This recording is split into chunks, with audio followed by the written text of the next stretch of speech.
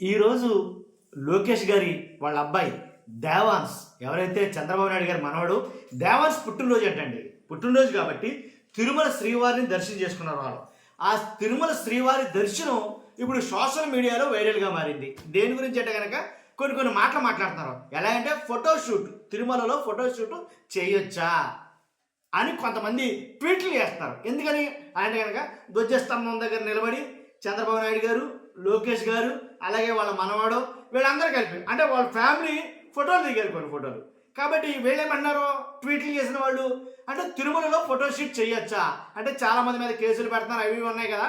కాబట్టి తిరుమలలో ఫోటోషూట్ కరెక్టేనా అని కొంతమంది మాట్లాడుతూ ఉంటే, కొంతమంది ఏమన్నారు చంద్రబాబు నాయుడు గారికి పబ్లిసిటీ పిచ్చి. ఎలా అన్నారంటే పబ్లిసిటీ పిచ్చి, ఆ పిచ్చి దర్శనంలో కూడా ఎంత పిచ్చేయండి అనేది మాట్లాడారు. తిరుమల శ్రీవారి దర్శనంలోనూ చంద్రబాబు నాయుడు గారి పబ్లిసిటీ పిచ్చి ఏంటి. కాబట్టి కొండపైన ఏదైతే ఈరోజు పుట్టినరోజు కాబట్టి కొండపైన లోకేష్ గారి హంగామా, దేవుడి ముందు అందరూ సమానమైన విషయాన్ని మర్చిపోయి రాజకీయ ప్రదర్శనలు, మీడియా ఫ్లాష్లు అవసరమా? శ్రీవారి దర్శన కార్యక్రమాన్ని కూడా ఒక ఈవెంట్లో మార్చేసి ప్రతి క్షణాన్ని దాదాపు 10 కెమెరాలతో చిత్రించే ప్రయత్నం చేయడం ఎంతవరకు కరెక్టు?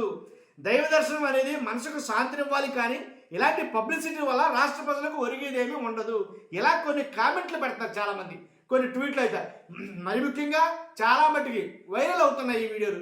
కాబట్టి వాస్తవాలు ఏంటి, అసలు అది ఫోటోషూట్కి అనుమతి ఉందా లేదా, గతంలో ఏం జరిగింది, ఈ రోజు ఏం జరిగింది అనే దాని మీద మాట్లాడబోతున్నాం. ఫస్ట్ అయితే లైక్ చేయండి. వాస్తవాలు ఏంటనేది రాష్ట్ర ప్రజలందరూ తెలియాలి. మీ బాధ్యతగా లైక్ చేయండి. కొత్తగా మన ఛానల్ చూస్తే పక్కాగా సబ్స్క్రైబ్ చేయండి. మీ అమూల్యమైన అభిప్రాయాన్ని కామెంట్ రూపంలో తెలియజేయండి ఈ వీడియో మీద. ఎందుకంటే తిరుమలలో ఫోటోషూట్ తీయొచ్చా, అసలు చేసుకోవచ్చా అంటే కనుక ముమ్మాటికి తప్పే. ఫోటోషూట్ అయితే కనుక అంటే ఫోటోషూట్లో రకాలు ఉన్నాయి కాబట్టి పర్సన్ బట్టి మారుతుందేమో. అంటే ప్రతిదీ రాజకీయంగా చూడకూడదండి. నా ఉద్దేశం ఏంటంటే దీన్ని అంటే అక్కడ ఆయన ముఖ్యమంత్రి గారు, ఆయన ఏమో లోకేష్ గారు, కాబట్టి వాళ్ళు వెళ్ళినప్పుడు సహజంగా ఏదో ఫోటోలు తీసుకుని ఉంటారో, ఆ ఫోటోలు తీయడం కూడా తప్పే, ఆ ఫోటోలు తీయడం కూడా తప్పే అన్నట్టుగా భావిస్తే ఇక ప్రతిదీ రాజకీయం కరెక్ట్ కాదేమో నాకు అనిపించింది. ఎందుకంటే సహజంగా ముఖ్యమంత్రి గారు వచ్చినప్పుడు ఫోటోలు తీసుకుంటారు కదా, పైగా కుటుంబ సమేతంగా వచ్చినప్పుడు ఫోటోలు తీస్తారు కదా, దాన్ని కూడా తప్పు పట్టడం నాకు ఎందుకునో అనిపించరా. ఇంకోటి చెప్పంటారా, తర్వాత ఫోటోషూట్లు అంటే చాలామంది అంతకుముందు ఎవరో గీతూ రాయాలి అనుకుంటా కొండ మీద డాన్సులు చేశారు. తర్వాత ఇంకా ఎవరైనా దివ్యల మాధురి అనుకుంటా, అలాగే చాలామంది రకరకాలుగా చేశారు. కాబట్టి అవన్నీ వీటితోటి పోల్చడం సరికాదేమో నా అభిప్రాయం. కానీ ఫోటోషూట్ అనేది అసలు ఫోటోలైనా ఏవైనా ఫోటోలు తీయొచ్చా అంటే కనుక తీయకూడదు. మరి వాస్తవం మాట్లాడాలంటే తీయకూడదు అంతే, దాని ఇంకా రెండో ఆప్షన్ ఏమి లేదు ఇంకా. కాబట్టి మరి అక్కడ చూస్తేనేమో ముఖ్యమంత్రి గారు అయ్యే. కాబట్టి మీరు అడుగుతున్న ప్రశ్నలకి కొన్నిటికి సమాధానాలు లేవు అని నేను అనుకుంటున్నాను. తర్వాత పబ్లిసిటీ పిచ్చి అని అంటున్నారు. ఇప్పుడు ముఖ్యమంత్రి గారు వచ్చారు, అక్కడ జరుగుతుందంటే ఆటోమేటిక్గా కెమెరామ్యాన్లు ఉంటారు. కానీ 10 మంది కెమెరామ్యాన్లు అంటున్నారు. మరి అది 10 మంది అంటే మరి కొంచెం అతి చేసినట్టు అనిపించింది నాకు. ఏదో ఒకళ్ళిద్దరంటే అనుకోవచ్చు. అంటే ఎవరో భోజనాలు వడ్డించినప్పుడు ఫోటో, తర్వాత తింటున్నప్పుడు ఫోటో, తర్వాత ఇంకొకటి మాట్లాడతారు. కొంతమంది ఫోటో పెడతారు, ఏంటి స్పూన్ తోటి తింటున్నారో చంద్రబాబు నాయుడు గారు అని అయితే మాట్లాడతారు. అంటే తిరుమల ప్రసాదాన్ని స్పూన్తో తినొచ్చా, ఇది కూడా కొంతమంది మాట్లాడతారు.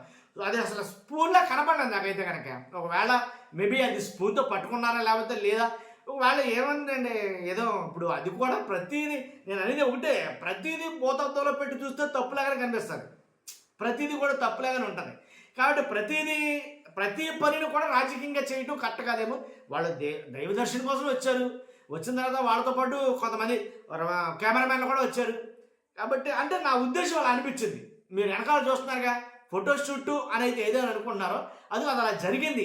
అది యాదృచ్ఛికమా, కావాలని తీయించుకున్నారా?